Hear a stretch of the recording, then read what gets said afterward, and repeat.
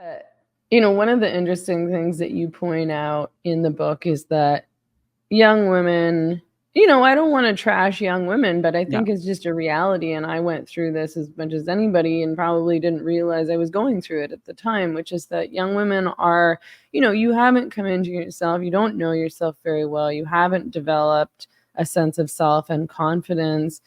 And you are invested in pleasing Mhm. men in a lot of Mhm. ways, Mhm. and you see yourself through male eyes, Mhm. which impacts, I don't think you can be a confident person if you're seeing yourself, if you're looking at yourself from outside, especially through male eyes. Like, Yeah. what is he seeing? What does he want? What's attractive to him? What's Yeah. sexy or desirable to him? And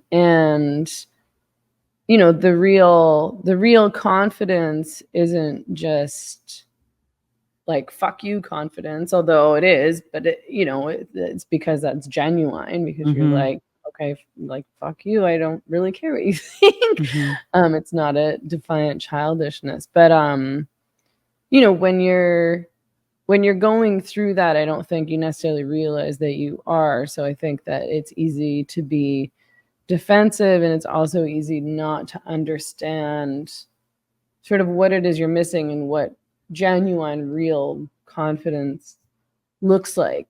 Mhm. Men don't understand this either. Men don't understand what a confident woman looks like, because they'll see Mhm. a woman who's practically naked on the internet, and she must really be a confident. She must really love her body. Mhm. Mhm. Right.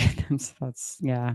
Yeah, that's a great point. What does real confidence look like? I think so much of your book is about speaking to women who've maybe lost themselves or Mhm. never really Mhm. found themselves, and are finding themselves in this place where they feel sort of maybe bitter and resentful at having given too much over the years, having tried to fit in this stereotypical feminine role and found they weren't really rewarded for doing that.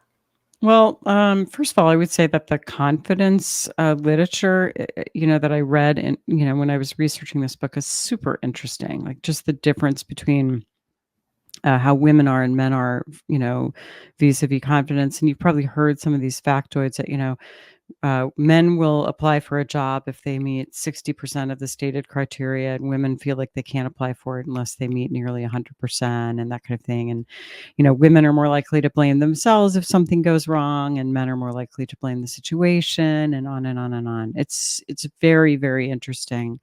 And there's something really there, and I could really relate to it, and I could see it also in the lives of the women that I've worked with.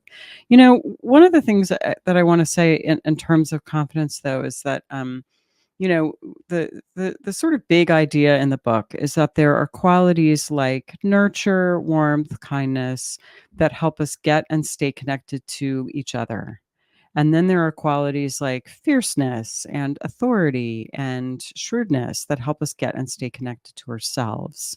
And obviously, both ways of going through the world are really important. So, I mean, arguably, if you're always angry and fierce, you would likewise be bitter and resentful in life, because you wouldn't have warmth and connection.